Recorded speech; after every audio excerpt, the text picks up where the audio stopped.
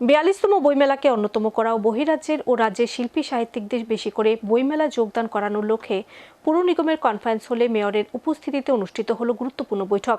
উপস্থিত ছিলেন মেয়র দীপক মজুমদার, পুর নিগমের ডেপুটি মেয়র মনিকা দাস দত্ত, রাজ্য বিধানসভার মুখ্য সচেতক কল্যাণী সাহা রায় সহ অন্যান্যরা। 42তম আগরতলা বইমেলা নিয়ে পৌর নিগম কনফারেন্স হলে মেয়রের উপস্থিতিতে গুরুত্বপূর্ণ বৈঠক অনুষ্ঠিত হয়। বৈঠকে উপস্থিত ছিলেন মেয়র দীপক মজুমদার, পুর নিগমের ডেপুটি মেয়র মনিকা দাস দত্ত, রাজ্য বিধানসভা মুখ্য সচেতক কল্যাণী সাহা রায়, তথ্য সংস্কৃতি দপ্তর অধিকর্তা বিম্বিসার ভট্টাচার্য সহ অন্যান্যরা।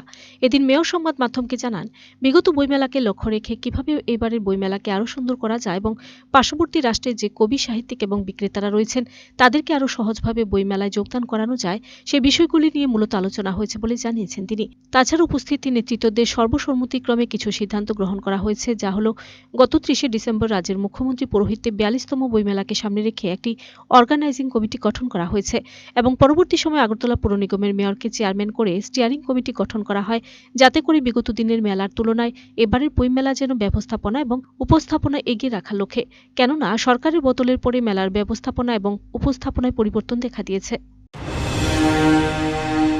গত 30 ডিসেম্বর মাননীয় মুখ্যমন্ত্রী প্রফেসর ডক্টর মানিক সাহার পৌরোহিত্যে আমাদের একটা অর্গানাইজিং কমিটি গঠন করা হয়েছে এবং পরবর্তী সময় আগরতলা পৌর নিগমের মেয়রকে চেয়ারম্যান করে স্টিয়ারিং কমিটি করা হয়েছে এবং 8টি সাব কমিটি করা হয়েছে মেলাকে সুন্দরভাবে পরিচালনা করার জন্য।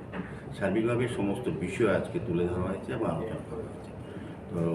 তো আমার বিশ্বাস এবং প্রত্যাশা আশা যে গতানুগতিক যে মেলাগুলি আমরা করেছি আগে, আমাদের সরকার পরিবর্তন হওয়ার সঙ্গে সঙ্গে কিন্তু মেলার রূপ, চিন্তা ভাবনা এবং ব্যবস্থাপনা এবং উপস্থাপনার ক্ষেত্রে কিন্তু একটা পরিবর্তন এসেছে এবং সার্বিকভাবে মুক্তমঞ্চ তৈরি করে সকল অংশের শিল্প সাহিত্যিক সঙ্গে সঙ্গে কিন্তু বিভিন্ন শিল্পীদেরও সুযোগ করে দেওয়া হচ্ছে।